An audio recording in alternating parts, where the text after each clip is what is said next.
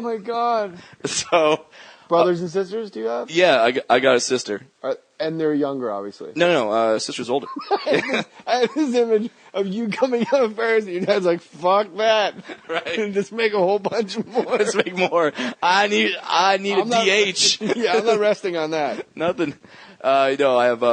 It was the opposite. My sister's tall, and then I was born second.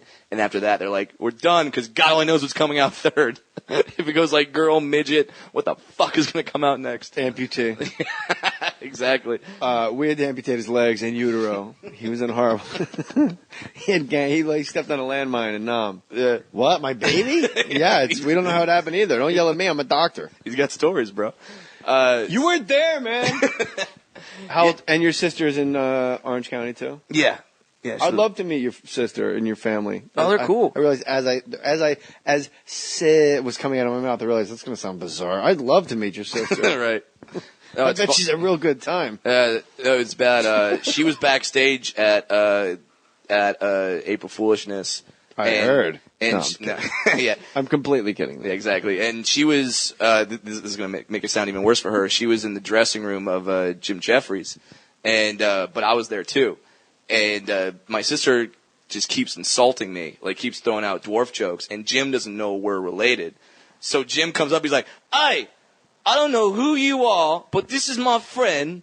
You're not going to talk to him like that. You need to get out." And he like gets mad at my sister. Jim was grouchy that night too.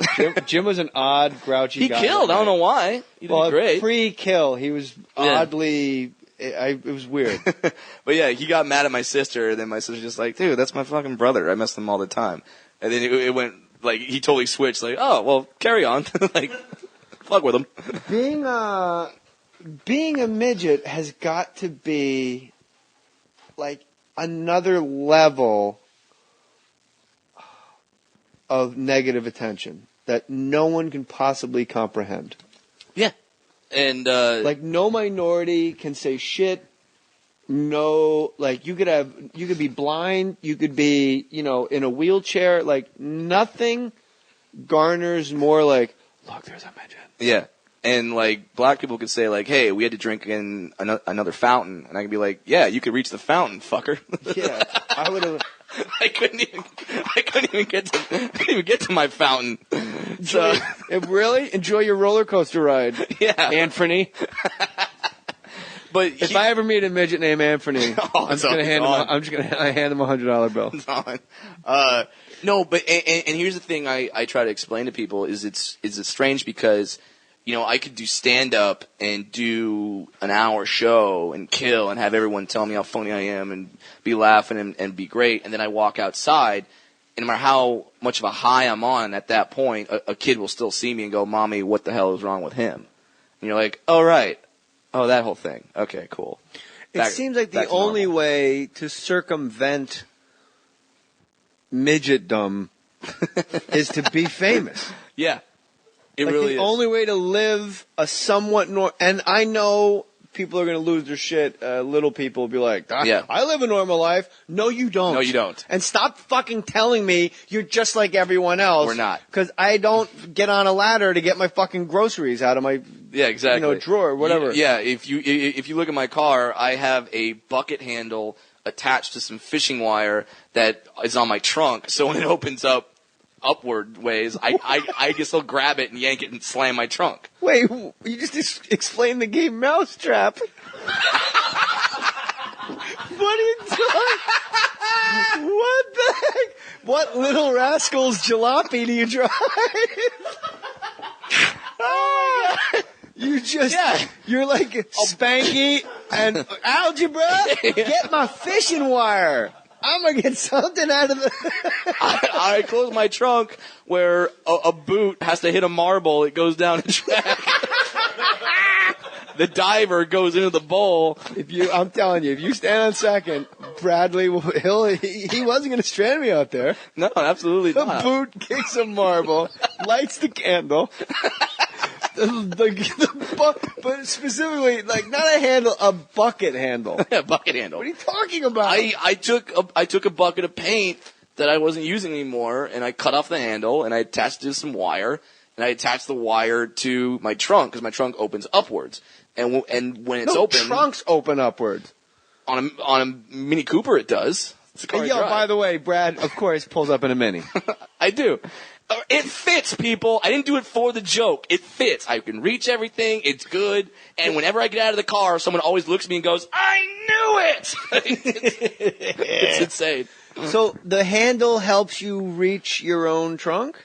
Yeah, because when the trunk is open, it goes straight up. Jump up and so down I can't reach the trunk to close it.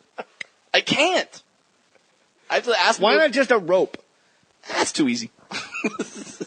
God, you're like the tiny MacGyver. Tell you what, you give me a bucket handle and some twine, a box of Cocoa Puffs, and I'll figure out. As David Tell said, and I'll make you some hobo chili. Exactly. So yeah, it's something that no matter what I do in this business, people will still look at me as a dwarf, and it's just what's going to happen. Like you have to be famous, to eschew. The only way, like, okay, you could be you could have a mohawk and a $3,000 leather jacket and with a blonde on each arm and get in a pink Cadillac, and people go, "Look at that midget that just got in a Cadillac with a leather jacket and the blondes and the mohawk and his pierced nose." Right. Like, it's always the first line on your resume. Yeah, that's the thing. Unless you're famous.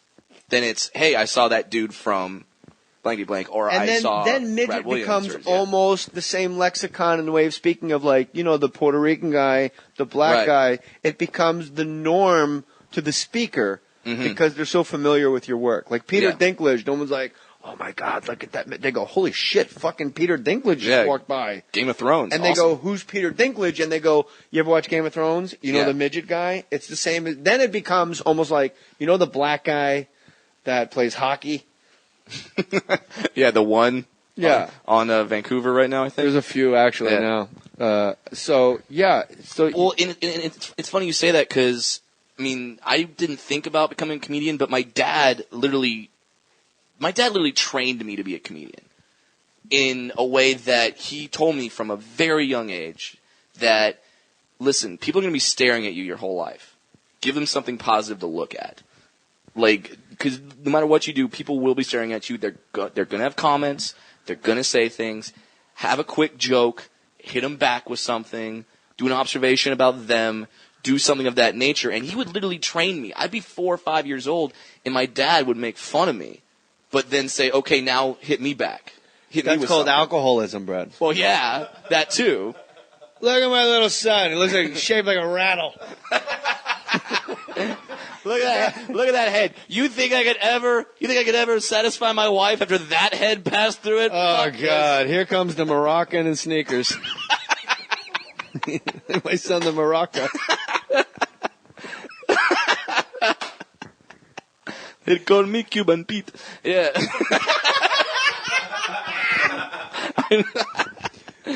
You just got a text when we were sitting here that you had a commercial audition that you're turning down. Yeah.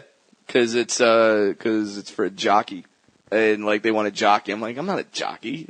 Jockeys are just tiny dudes. Midgets are not jockeys. Yeah, but a network is just stupid enough to not have any idea that that's the case. Right. And they might go, "He was the most friendly of all the midgets," and the other guys are like, "I'm not a midget, I'm a jockey." Yeah, exactly.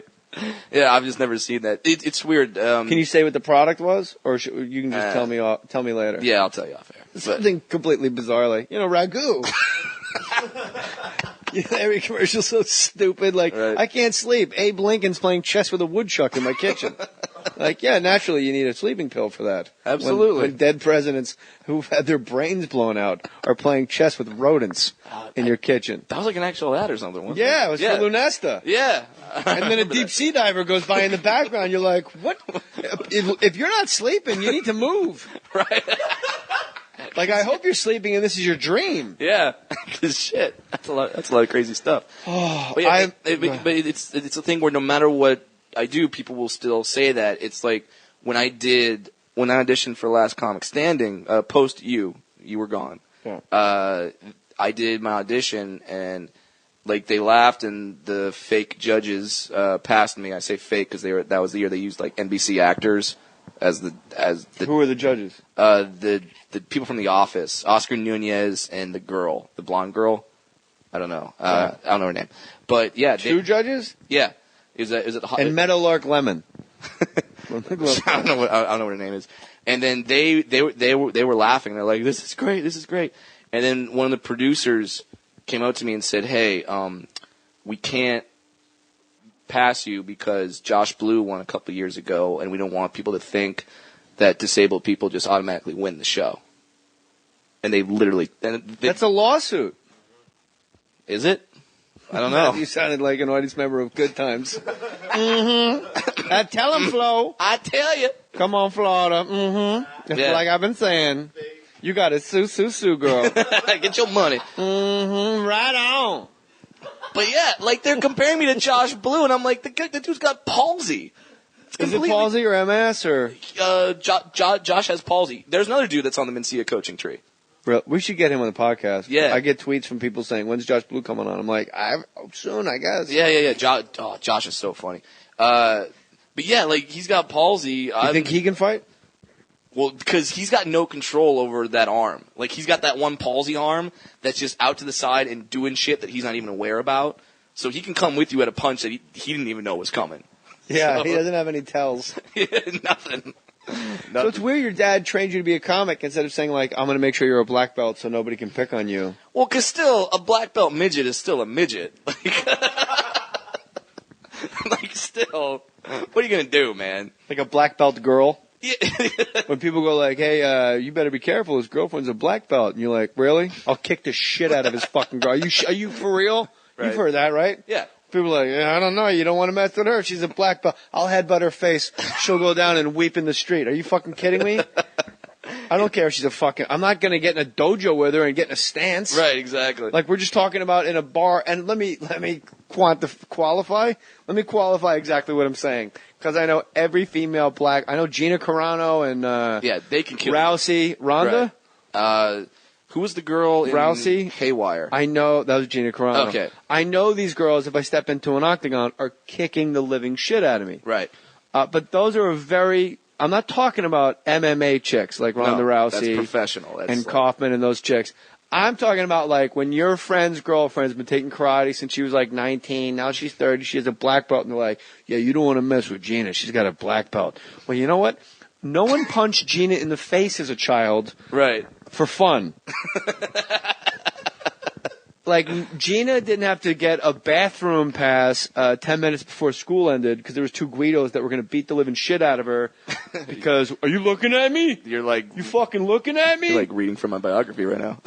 Well, literally, like, and this is what I always say, like, and I think every woman, like, should be like the Israeli army. Like, you have to go to karate. You got to get a black belt because there's goddamn savages out there that are going to try to rape you, and you should be able to hit them in the throat and drop them like a set of car keys in a fish tank. Absolutely. Barry, like a set of car keys in a fish tank. Barry, that doesn't make sense. It doesn't? I mean, it doesn't.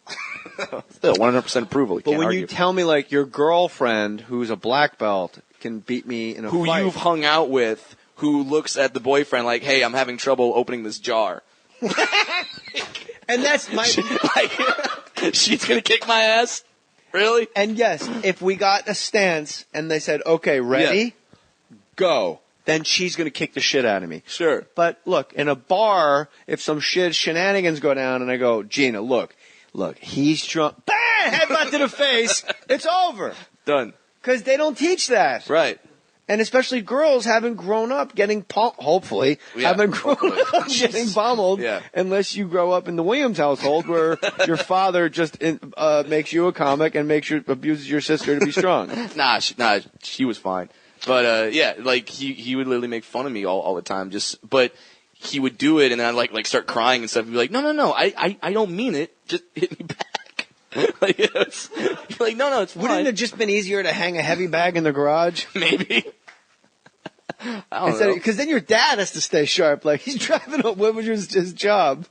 What's that? What was your dad's job? He was a lawyer. Your dad's just driving home from the law office going, what can I hit this kid with on my way home? I mean, I can't just keep tagging him with height and head stuff. Yeah, and he's a lawyer, so he's good at arguing anyway. Maybe he's got bunions. You know what? I'll ask him to see his feet, and I'll ad-lib it from there. Literally. I said that as Colin. I'm fully aware of it. Oh, there's a new one on Twitter, like people, the haters. Mm-hmm. They'll go like, he's got 6 impressions. He just keeps doing them all over. Yeah. Yes, you're right. I have 6 impressions. It's that's the scouting report on me. Mm-hmm. You got, like, if I had more, I'd mix them in too. Sure. But don't complain like, again, with these same 8 people. I'm an impressionist that has that. Right. Nothing wrong with that. So kiss my ass. So you go to the Bunny Ranch. Why? Oh. Were you in Vegas working? I was in Reno working.